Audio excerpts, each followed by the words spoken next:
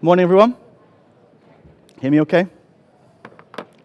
So everyone, my name is Mike Dobing. I'm a cloud solution architect from Microsoft, and today's session is going to be on building the Lakehouse architecture with Synapse Analytics. You can find me as well on sequelofthenorth.blog, and I've also released this talk as a blog post that I did this week, kind of summarizes some of the themes as well in a bit more detail that I'll cover today. So in terms of agenda, first of all, I'm going to talk around kind of the background of the data warehouse and the data lake kind of paradigm, why it evolved, the patterns that evolved with it, and why it exists as an architecture pattern today.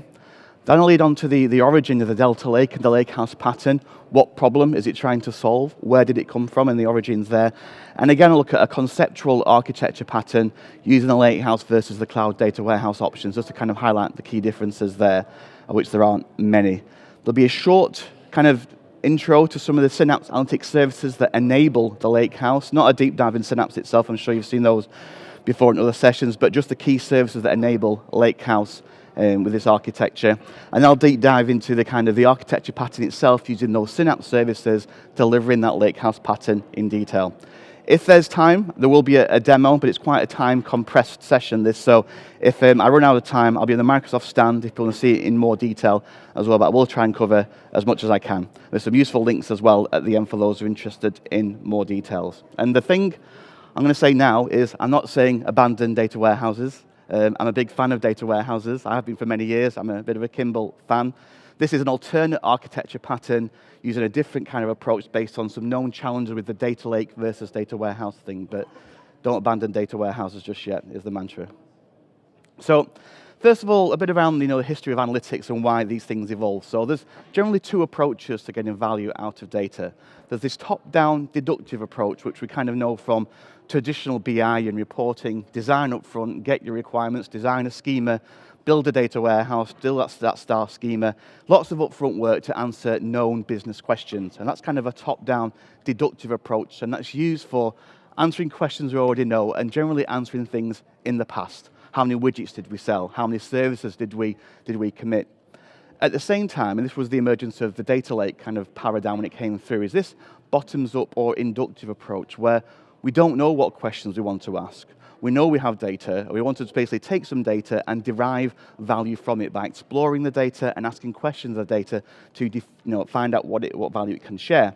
And this is kind of a model later or a schema on read paradigm where we don't worry about defining the schema at this point, land data, explore, find value. And this kind of inductive approach, and is used often in machine learning kind of approaches where we're trying to work out how many widgets will we sell, what will this decision make on our bottom line, that kind of thing.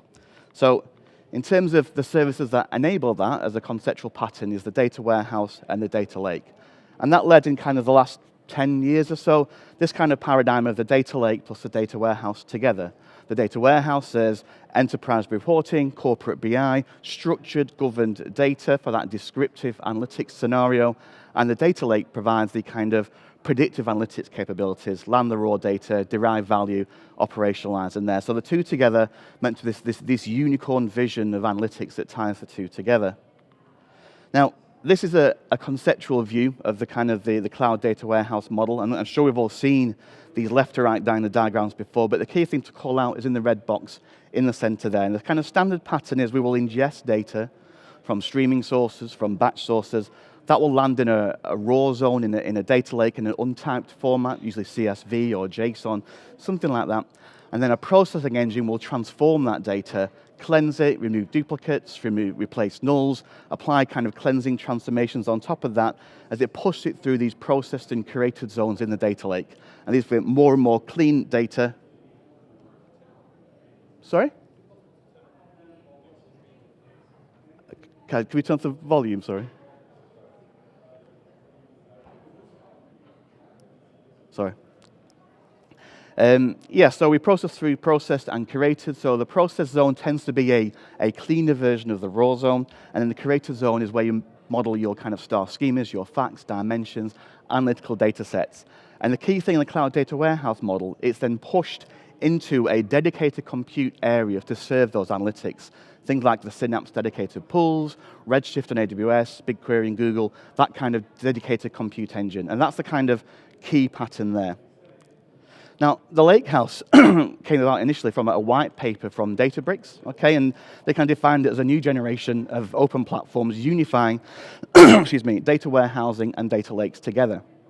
And they identified it based on some issues they perceived with the data warehouse and data lake paradigm. This is more around data lakes themselves and how we manage files and work with files on the data lake. So such things as lack of transaction support.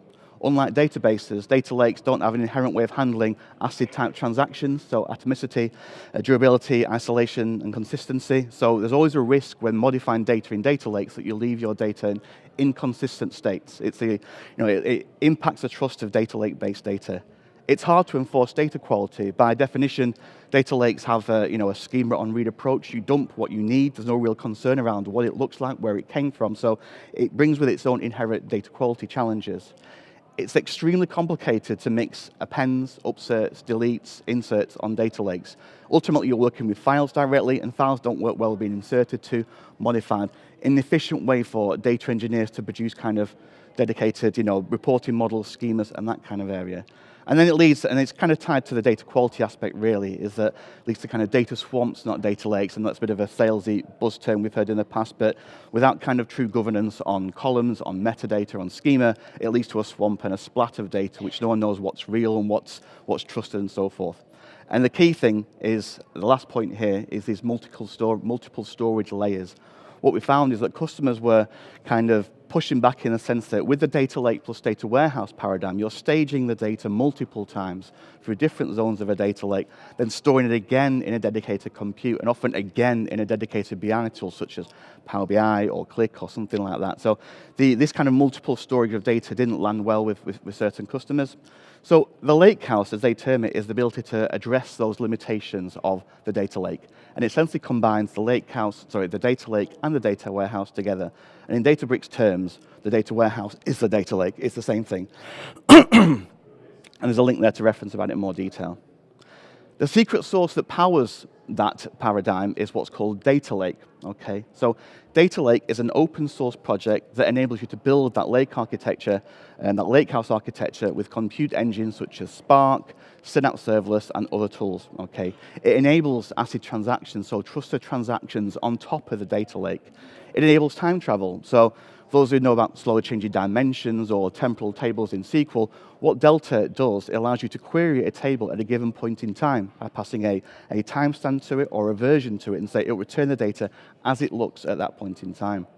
It unifies streaming and batch together. So for those of you who've heard of the Lambda architecture, where often that's handling fast and slow speed data, often you have to have different services handling data at different speeds and stitch it together later on, which is a complicated task in its own right.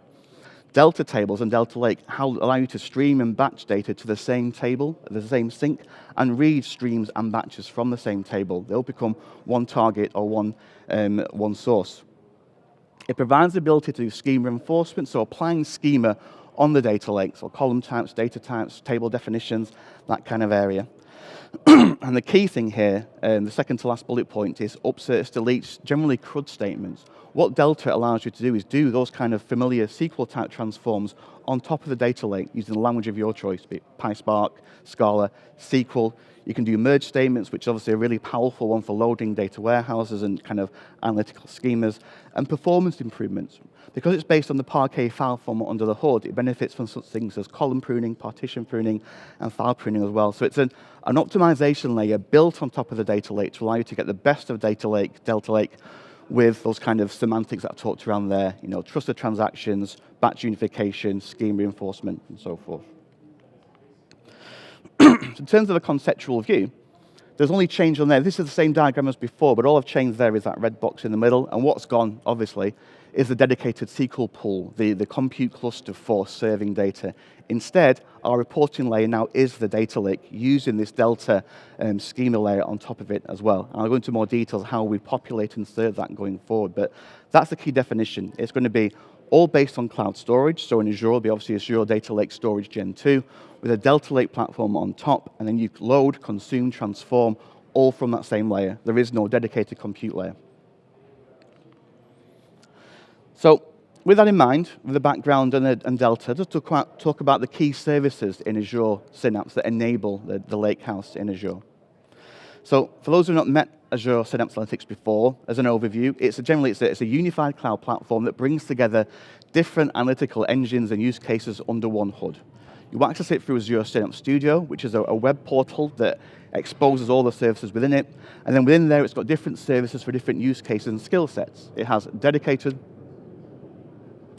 SQL pools, like the compute cluster, serverless SQL pools, which you'll see is a key part of this Lakehouse architecture, Apache Spark, which runs the engine that enables the Delta engine under the hood, Data Explorer, not relevant for today, but that's more around time series analysis and long series, and underpinned by Azure Data Lake, which is that spine, that backbone storage medium for the entire architecture.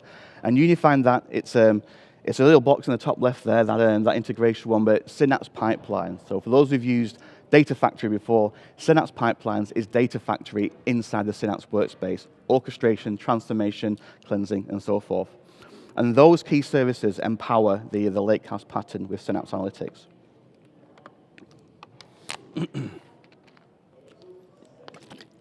So, going to the key services that enable it now. The first one is Synapse Pipelines and Data Flows. And this is a no or low-code data transformation, orchestration, and cleansing tool built into Synapse. And it's graphical-based, so literally if you've used SSIS before, Talend, Informatica, those kind of tools, you can get right at home building data flows and pipelines with Synapse Pipelines. Like I said, it handles orchestration, so orchestrative tasks and different compute engines, data movement, so copying data from sources to sync, such as your on-premise SQL servers into the raws under the data lake, and transformations as well, visual transformations, cleansing, joining, deduplicating, all the kind of familiar data engineering tasks that we know and love. It's built on top of Apache Spark, so it scales up for all levels of data size, so it's a very powerful compute engine. And specifically, it supports the Lakehouse pattern via something called an inline dataset type of Delta. For those who've used this before, you'll see that when you build a pipeline and a data flow, it asks for basically a source and a sink. In this option, we have a type of Delta that basically enables those Delta semantics on the data lake. So initially, you can do a merge into a dimension, load a fact table, using upserts, those kind of things as well, all out of the box as well. And it's stored within that data lake under Delta format. Conversely, so that was kind of graphical-based transformations. This is code-based transformations, so data engineering with Spark. So Synapse brings with it the Spark engine is built into the cluster as well. And this is essentially code-first data engineering. You can bring PySpark, Scala, SQL, C# languages under the same notebook, and also multiple languages in the same notebook.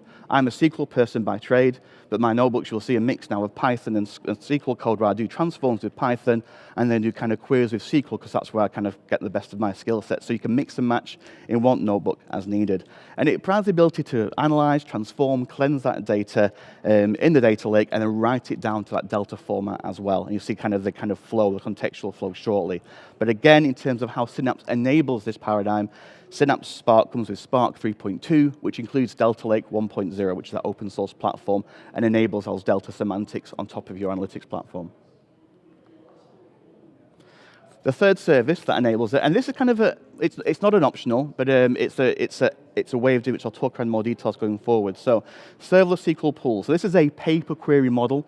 So it's an ad hoc SQL-based engine that queries files as they sit on the data lake. So rather than, say, SQL Server or dedicated pools where you're querying kind of a data file in a database, the data is in the data lake, and you connect your SQL queries directly on top of that. It supports the Delta file system, which is, again, the key thing around all the services I'm talking around here.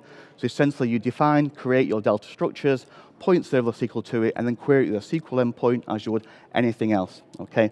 Like I say, and another thing, which is the optional part, which I'll come to, it persists and allows you to persist common queries using something called CTAS, or create external table as select. What this is used for is, let's say you've got users who have complex SQL queries as part of this Delta architecture, and lots of joins, that kind of thing. You can persist that statement as a derived table inside the Delta Lake itself and then expose it as a table for use. So again, it's a really powerful option where you've got analysts writing their own SQL code or want to operationalize that as part of your loading pipeline. But serverless SQL pool serves as the front end to our Delta cluster, our Delta platform. So that's the kind of the services, and I'm going to dive into the kind of how we build it literally in Synapse itself. So the architecture with the Synapse services, zones of the Lakehouse, and then the key kind of data engineering approaches, how we ingest, process, transform, and then serve and consume that data. So here's the architecture itself at a high level. I'll go through each of these phases in more detail, but in essence, event and batch data is brought in using Synapse pipelines for batch activity, and Event Hubs IoT has a streaming activity, which is, like I mentioned before, it's a message broker to bring that data in. We have the option of code-rich or low-code ELT using either Synapse Spark or data flows. So those notebooks I talked around and the mapping data flows, you can mix and match. It's not a binary choice for this or that. You can have notebooks followed by a data flow, followed by a stored procedure. But these are kind of general two routes people tend to take.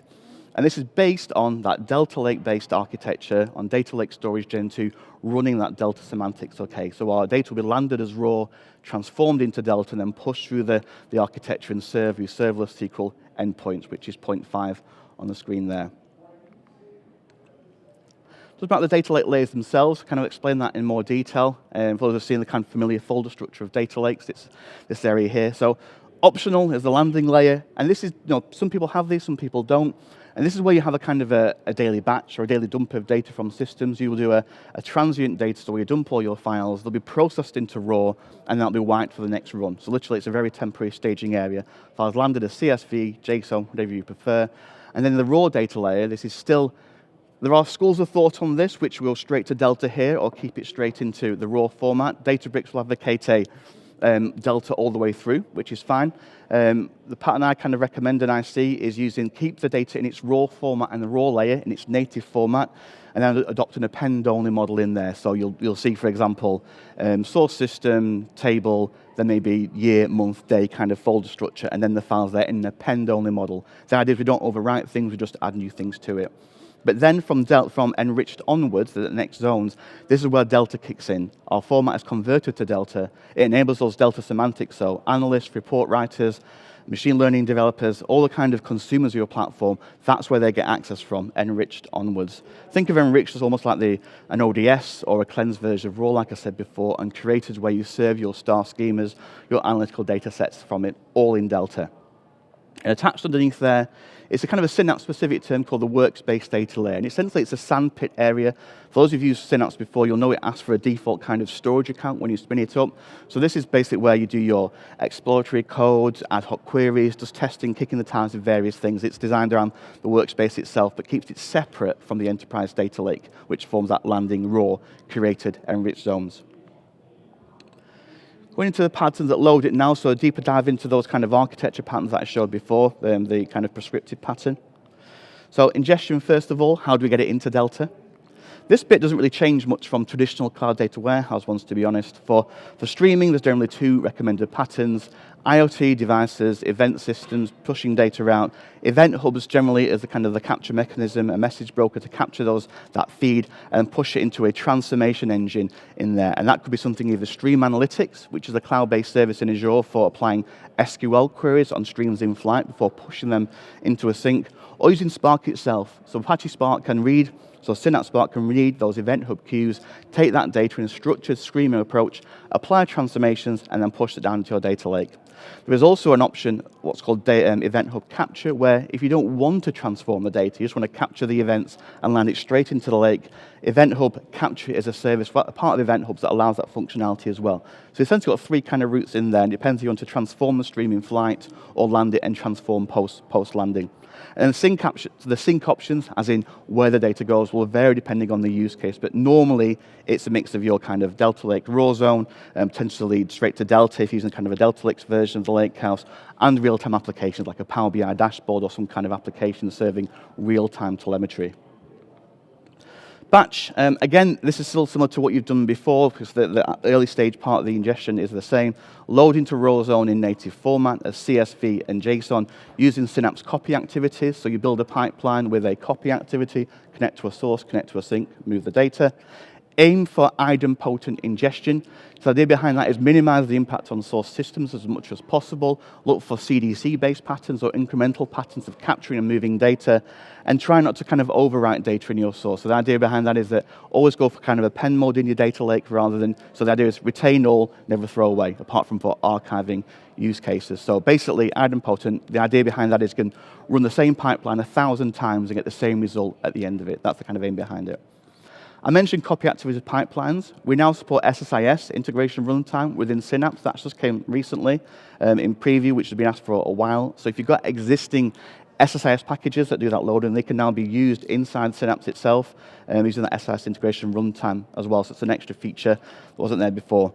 And in terms of how we land the data, you see that last bullet point there, it tends to follow a typical path of raw as your parent container, a source such as AdventureWorks, Contoso, the table name, customers, sales, and then potentially partitions, subfolders based on year, month, day, and then the file itself. That's the kind of typical structure you'll see in that rows on the data lake. And that diagram on the right-hand side, the bottom right-hand there is, for those who've used Data Factory before, you'll know it's very easy to create lots of data sets, lots of pipelines very quickly. It becomes very messy. So aim for a metadata-driven approach to ingestion to a production environment. There's an out-of-the-box metadata transform built into the platform that allows you kind of to drive your ingestion via config, or you can roll your own. There's some community ones out there as well, which I think I've linked to at the end of this deck. But try and use metadata-driven approaches to simplify that approach. Transform. Now this is where it really kicks in with Lakehouse, the options available there and what we do. There's kind of three main routes people take here. Okay, they're orchestrated by Synapse, Spark, and pipelines. The first one is Spark itself. So again, code-centric way of doing ELT, and based on the Spark notebooks that I mentioned before. And if you've used Jupyter notebooks before, it's that same experience just within the Spark workspace itself. Use SQL, Scala, Python, .NET in terms of transformation languages, and the basic flow is data landed into raw for ingestion. A notebook then will pick up, read that data into a data frame, which is an in-memory structure in Spark, apply transformations and cleaning on there, and there's powerful dataset-wide transforms you can apply there, such as replace nulls on the data set, deduplicate the data set, and then you would write that back as a type of delta into the Lakehouse directly. So literally, you're reading as raw, converting to delta, writing it back into the rich zone of the data lake there. And from that point on, you can take advantage of things like merge, upsets, all the other things I talked around before, time travel. So a common pattern is bring it in from raw, cleanse it, merge it into a dimension, and you can consume it as a normal table from the endpoints that I talked around before. The next step on there is we apply these delta optimizations, and under the hood, Delta is a file system. It's abstracted away from you, but there's a need to ensure that the files inside it are kept in a tidy manner. And by that I mean that they are compacted, they are organized in the right way, because Spark works better with bigger files, not small files, and distributed in the right way. So there's such services such as compact and vacuum, where compact will compact the files into one structure, and vacuum will tidy up old files that aren't needed anymore after a tidy up. So there's this kind of set of commands that you'd normally run after it to keep it tidy as part of that flow. And then we use Delta format, as I said before, for those enriched and created zones. So Spark notebooks, doing the transformations, and operationalize them into pipelines as well. So you could parameterize them, have a generic notebook that applies transformations, pass in a table name, do the transforms, and then write it back into Delta. Conversely, data flows, and this is the GUI-based way of doing exactly the same thing. It is a graphical interface, building tasks, as you can see in the bottom right-hand screenshot there, but it is useful to know the inbuilt scripting language to data flows, because what it allows you to do is very powerful generic transforms across a data set. So let's say you've got a table with 50 rows and 50 columns in there with different data. You want to deduplicate it or replace nulls in there. Normally, when you first try data flows, you'll find the columns, oh, that's got nulls, and I'll do a transform there to replace those nulls. With this scripting language, you can apply generic transforms that just says, look at the entire data set and cleanse out of nulls. Look at this entire data set, remove duplicates, those kind of things there. So really powerful scripting-based transforms, and our online docs have some good snippets on there as well. But the process generally is the same as before. We define a source based on our raw files, our CSV files in our data lake. We build transforms, which is a series of tasks, which you can see on the bottom right-hand screen there, dropping columns, derived columns, doing aggregates, transforms, that kind of thing. And then we write into our enriched and curated zones using that type of delta. So again, it's a type you'll define as part of that sync, which I'll show you. And then you can apply the optimizations that I mentioned before, compacting, vacuuming, those kind of things, but via the UI this time instead. Literally tick a box that says apply compaction, apply this, and the engine will do it for you itself. So those coming from a graphical ETL background, this is a great way of getting started loading Delta without having to understand Spark itself. And like before, you can parameterize that, add to your main pipeline that brings the whole thing together.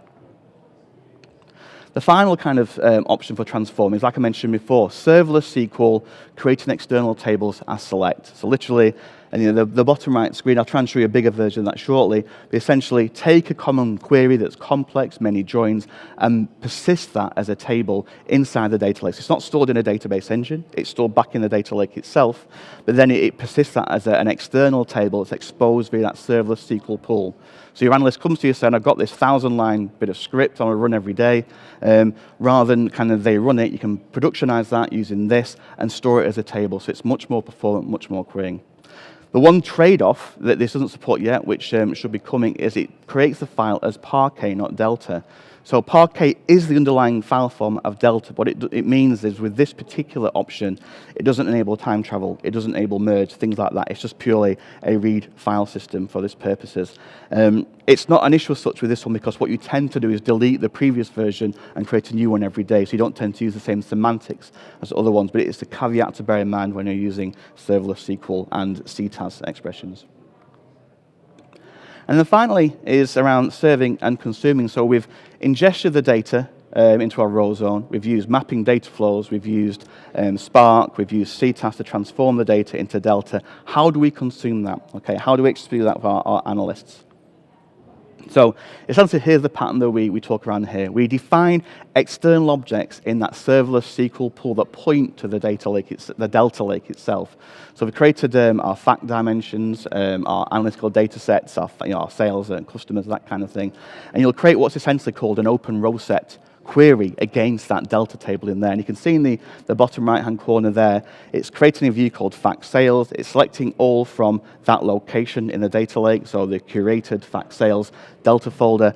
It's telling it it's a format type Delta. It reads that folder directly and then exposes that as a view inside the pool. So Power BI can connect to it. Any SQL engine can connect to it as if it was a SQL table. Okay, and we do that for all our objects, and I'll show you a dynamic way of doing that shortly. And the benefit of this is that SQL analysts can leverage serverless pools for SQL queries, exploratory data analysis, but your Spark users, your advanced ML users can go straight into the data lake, consume the exact same layer with Delta, so using Spark code against it, Python's code. It's the same thing. So different use cases, different skills, same data store.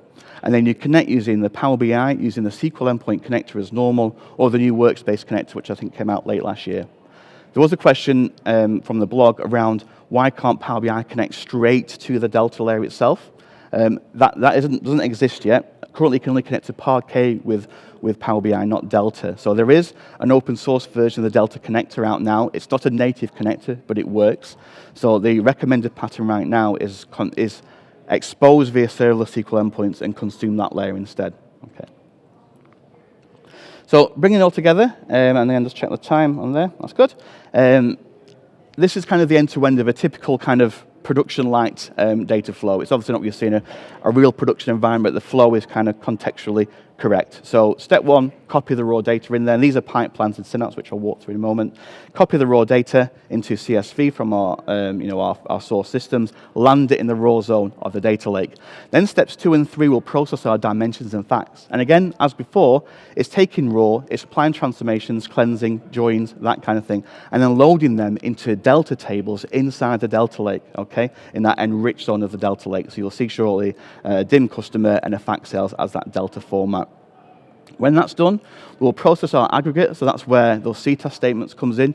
By all means, you can just do this with your standard data flow. So let's say you've got a common query, you can productionize it as part of the same process using as a Delta table. But the aggregate options there is an optional one if your users come to you with a complex SQL statement. Like I said, you're going to productionize it via a CTAS statement. That's for options there.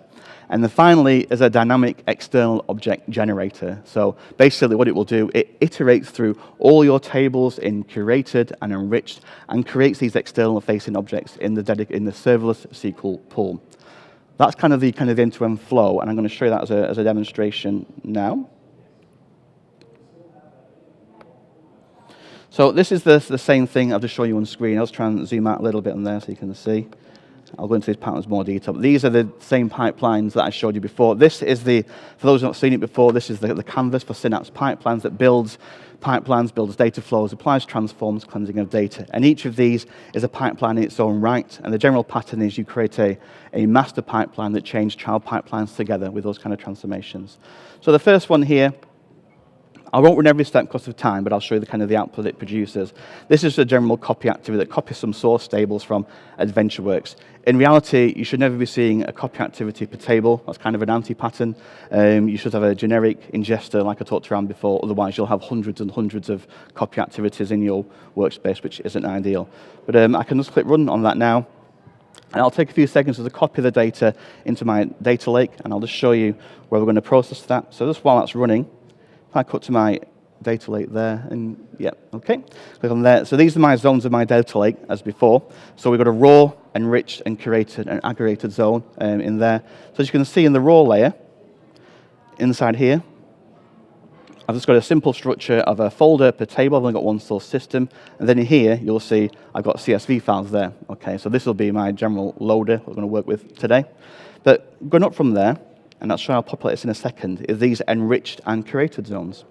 So the enriched is where I have my cleansed version of the same tables in Delta now. So I can click product there, thank you, on there, and it will see inside here now, this has been processed and stored as a Delta format. And the reason I know it's Delta is because there's a Delta log there, which is essentially that transaction log for Delta, and Parquet files underneath inside there, okay.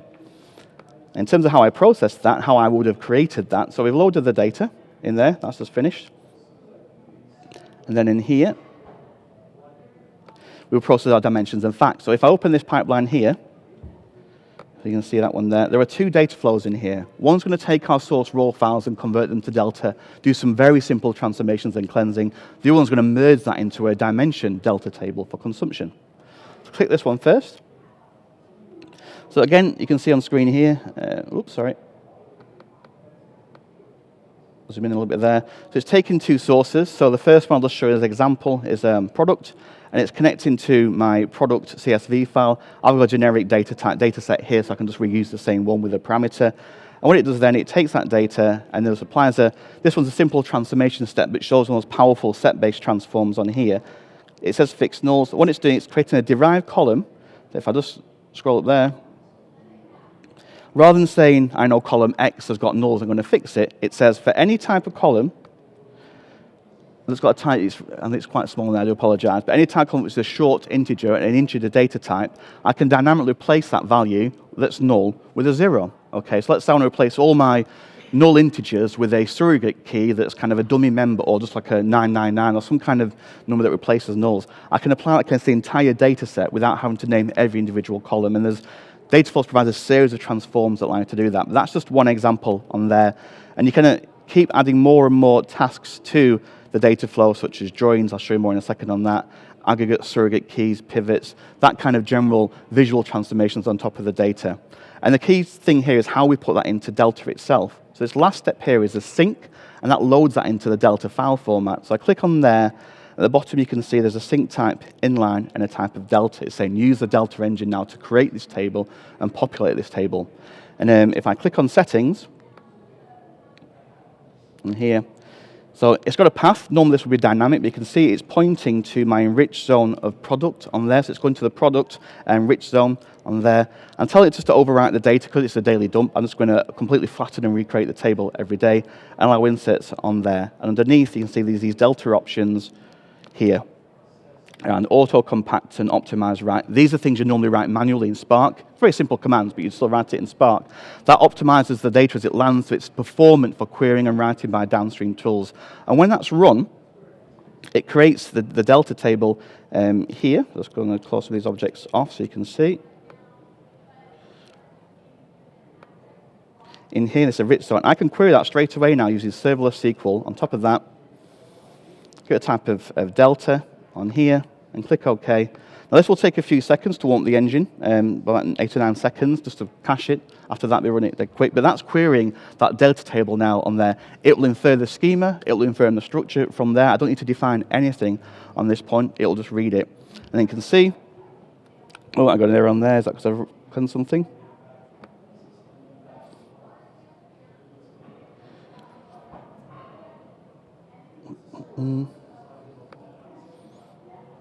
I'll just run that again quickly, because I think I deleted my files by accident.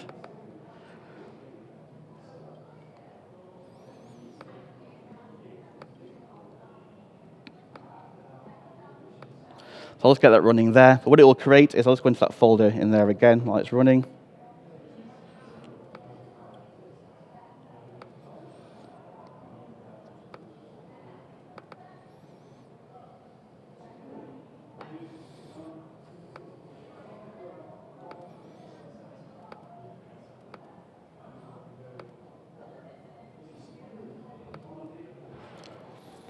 I'm actually running that now, so I may force my own error. But what it will do, should do, is create the data set, which I'll expose later. But it'll create a query that queries that delta table. Yeah, that's fine. Do apologize for that one. So what it's done, it's queried those delta tables on there, this time product category, and it's returned that data there. So literally in delta format, querying that data there. Just taking that a big step further, again, that process dimensions, how you would do this as a dimension load. Click on the next data flow here. And again, I'm taking those delta formats. I'm now creating my dimensions on there using upsert functionality. So this is taking those two tables, joining them together here as a join. So I can click on that task there. It joins the input stream of product with product category. Tell it to join on these two columns on here. I do some derived columns because there's columns that I don't want from my source system, such as GUIDs or that kind of thing on there. So this next one is a select transform. But this thing here is then a key example of the power of what Delta provides. So remember, this is all on the data lake. When I said about challenging the challenge around updating files, what this does is it's what's called an all-to-row transform in mapping data flows, and lets you define insert, update, delete policies, upsert policies on the data as I load it in. This one here is using what's called an upsert if condition, you can see down there. And what it's basically saying is, based on a joining key with my target sync, if it finds a row, if it exists, it will update it. If it doesn't, it will insert it. And I can apply more conditional logic around that as well. But when you think of slowly changing dimensions, that kind of approach where you want to say, if it's new but this is different, insert a new row, append a date time. This is the base of that pattern there. And what I'll do when I run that, it will then upsert that into my product dimension table in the curated zone now. So we've gone from our enriched zone with our cleansed version of source to our curated zone, which are dimensions and facts. And again, finally on here, just to show what I mean by that, this is going to a delta table again. The differences here is I've said, rather than doing that overwrite, I'm allowing insert and upsert specifically, so that merge kind of functionality. I've told it a key column, what to join on, so a natural key here, such as product ID. I've not done any partitioning at this point, which can come to that, but essentially there it's saying, if I find a match on product ID, update the row. If not, put a new row in there as well, all through the delta semantics as well. When that's run, that loads again into my data lake. In here, again, I can close this one off now. In here. And again, into that curated zone there. You'll see now we've got these dim product and fact sales tables on there. And again, these are delta under the hood, but I can query them as I would any other table there. There's a delta log. When I loaded this one, initially I created it as a partition, so I partitioned by category name to show that I can partition data as well. Great for optimizing queries on certain data sets, often by date generally, how you would do it. But I won't show the actual fact one because it's exactly the same. Just want to show the other two for interest of time. So we've loaded up processed dimensions. We processed our facts as delta tables in the curated layer. Now, we create our external objects. Now, this is the key thing here where you don't want to create a view, a table manually for every single table, because that could be growing all the time. So this particular pattern here, this uses a get metadata task, okay, in pipelines. What it will do, it will read metadata of the underlying data set. In this one, my data set is pointing to the SQL bits demo curated zone of the data lake. So where I've created my delta tables for fact sales and product dimension, okay, it's going to read that. And it's what I'm going to say is return the child items from that data set. So what is basically the child items of that folder there? So what it will return essentially is, you remember from that curated zone, trying too many windows open. From that curated zone, basically the child of that is the dim product and fact sales table. Okay, so running that, it'll pass those values through as a for each container here, and this calls the stored procedure. Okay, here for every value of those child items. So this settings here is a store procedure, and it points to this external object. So I'll show what's in there in a second. This external objects procedure here, passing that as a name to the store procedure. Now, what it does, if I just go to my script, it's a dynamic SQL script. Basically, it says create or alter view, passing in the table name as building that string up, so dim customers or fact sales, as select all from using an open row set functionality. So I'm reading from my Delta Lake now, and passing in the path. Okay, this is more simplified, but you get the gist where I pass in my my relative path of my up to curated, adding that name as a table name there. So basically it'll say, for every name, dim customers, fact sales, create a view on top of that that I can just query inside that, and it'll create that as an object in my serverless SQL pool to query. So if I run that now, it will return inside my workspace here on the left-hand side to expand my SQL database. This is my serverless SQL endpoint, and you'll see there's views here, and you see there's a dim product and fact sales on there. So let's expand those columns. And you can see there all the objects are in there that happen as a result of my transforming that, load out this Delta, and it created the external object, that view, on top of there. I will run it. It may error, so I kind of ran the data flow midway through this talk, which I wasn't planning to do. Thank you. So that's just finished there. It'll take a few seconds. So that should return, the dim product there. So again, this is still in Delta. This is all in the data lake. The serverless SQL engine is just connecting to it. And then from there, the final step of this kind of demo is we'll connect to that with Power BI. Now, I'll launch Power BI, but because of time, I'll let it come up by its own time here. I'll give time to people for questions, but I'll show Power BI, connect to a SQL import, and you'll see those tables exposed there as well. In fact, the one thing I didn't show you as part of that load, let's close these scripts off, is that create external statement there. A select. So in Delta Loader, the final step here, process aggregates, that's using that CTAS functionality I talked around before. So go into there, and it's created a common query, which is querying sales by product category. And here's what I said about the manual task, the delete task.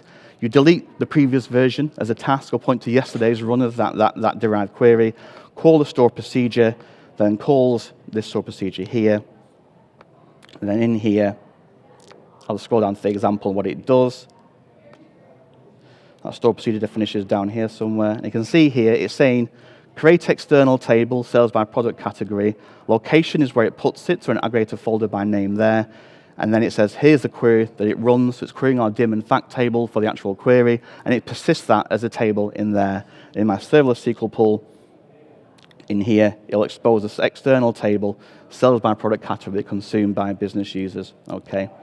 I was going to show just the last takeaway now, and before, because time's up. In terms of takeaways, so the Lakehouse architecture, it's not a replacement for the cloud data warehouse, like I said. It's an alternative pattern based on cloud storage and that Delta file format, okay? It's a valid pattern. It uses Synapse Spark, Serverless SQL, Synapse pipelines, all built on Data Lake Storage Gen 2 to enable that Lakehouse architecture pattern. It is a simplified architecture compared with less storage layers, but there are trade-offs with it. You know, there's certain things around surrogate key transforms, primary keys kind of things, which aren't handled as well in Lakehouses as they are in kind of traditional cloud data warehouses there. So there are different patterns you approach those kind of nuances on there as well. Some links as well, which will be in the deck that I'll share, including this talk. We've blogged around it as well, and some best practice documents that we've published from our teams. I'll stop there. I've got the Power BI to show people if you want to hang around afterwards. It's very brief, but in interest of time, I'll stop for questions.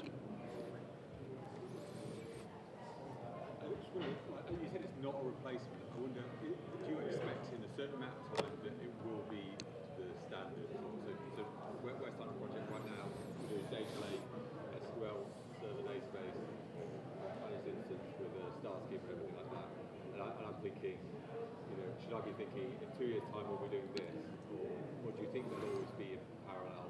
Yeah. So the question is, do we feel that the Lakehouse pattern will slowly kind of become the prevalent pattern versus kind of the cloud data warehouse one, and what your thoughts on that one? Yeah. It is becoming more and more prevalent. I'm seeing more and more, especially with the Databricks and the success of Databricks out there. Their prescriptive pattern is Lakehouse end-to-end. We see more of these patterns, especially with Spark-based architectures. I don't feel that the warehouse pattern will go, but I do feel we'll see more of a convergence of the two. So you'll see more dedicated pools sitting on top of the data lake and applying that kind of Delta functionality with some kind of serverless compute engine in there, but kind of giving the best of a dedicated compute, but in a more serverless fashion that comes in and out. And Databricks are doing that already with their serverless SQL offerings. So yeah, I think we'll see more of them, but I don't think it's the death of the dedicated data warehouse. Question from chat from Rajesh says, similar to the copy to raw being metadata driven and parameterized using copy activity, can the copy to enriched also be built as a reusable pipeline so that it isn't built per table? Yeah. So the question is, as well as doing metadata-driven copies to raw, can we apply the same kind of approach to load enriched and created zones? And you can to some degree. The reason why it's to some degree is that often when you're cleansing data, there's two types of cleansing. One is kind of generic cleansing, where let's find nulls and replace them, let's bring outlier data, which applies to any data set regardless of the structure. So you can parameterize that and make that a generic notebook or mapping data flow pipeline that applies those transforms in a dynamic fashion. So you definitely can do that. What you can't do is, for example, let's say you have specific joins or certain not hard-coded, but specific transforms that are unique to a given data set. So what I tend to see is what I call little t and big T. Little t is the transform that does the cleansing and things into enriched in a one-to-one copy with raw, but with that cleansed data, and then more specific transforms based on loading that particular dimension, like customers or products or that kind of thing. If you link your Synapse environment to Git and start building pipelines, you can pass those through environments using Git and CI/CD pipelines. Is that also possible with the table definitions? Yeah, it's a good question, that one. So there's two ways of doing this one. So serverless, so like you have database projects in Visual Studio, for example, serverless doesn't support that as DAC packs right now. So you can't create a SQL project in Visual Studio that can deploy those objects as part of a DevOps pipeline. What you can do, and there's two approaches here. What I've shown you in this example is I've encapsulated that generation into the pipeline itself, but then you can do it as a kind of freehand script rather than store procedure.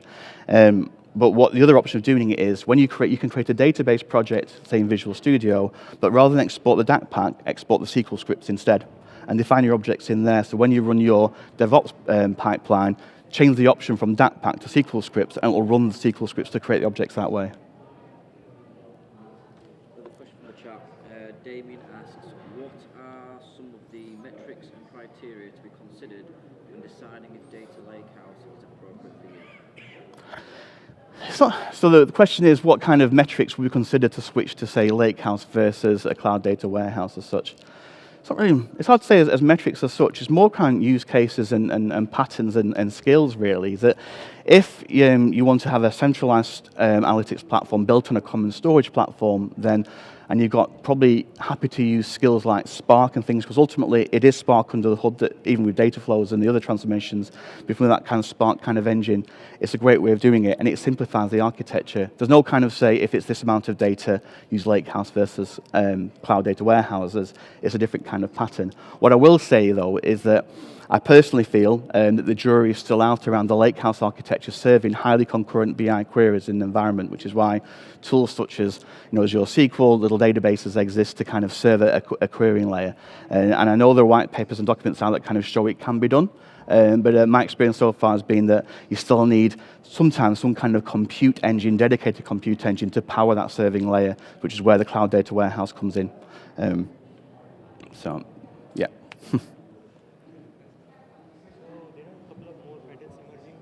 Data fabric, data mesh. So you just said like Data Lakehouse is like a centralized data platform, but it also adds complexity around data governance. So what is your take on these new patterns like data mesh? So is this, the question is, what's my take on this versus, say, the data mesh architecture, an example? Yeah.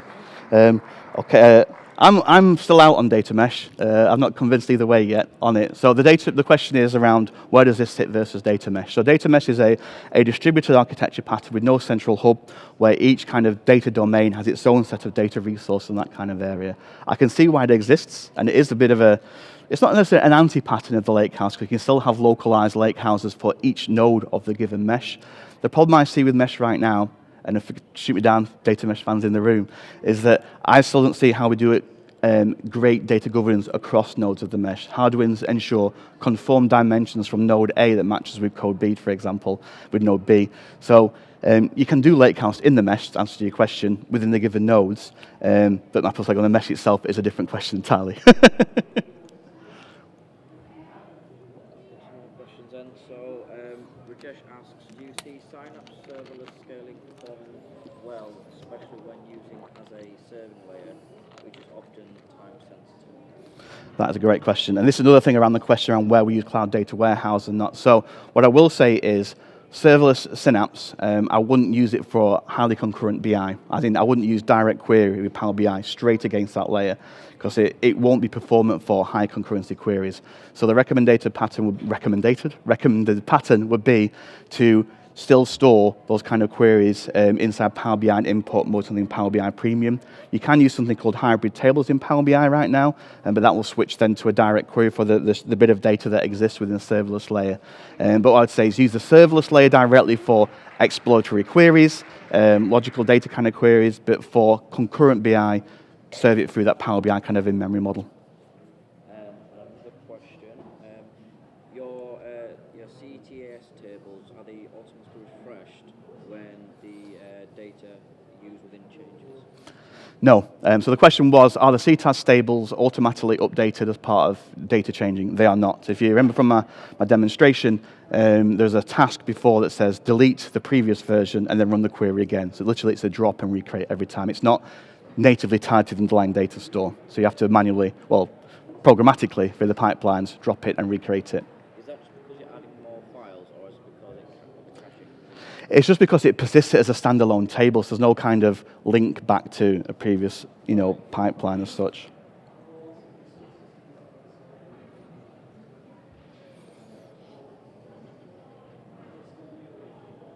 No more questions. Okay. I forgot. If you have to leave feedback, that's the screen on there. Only good feedback? No, joking. All constructive is good. But yeah, there's a feedback link for that. And thank you very much.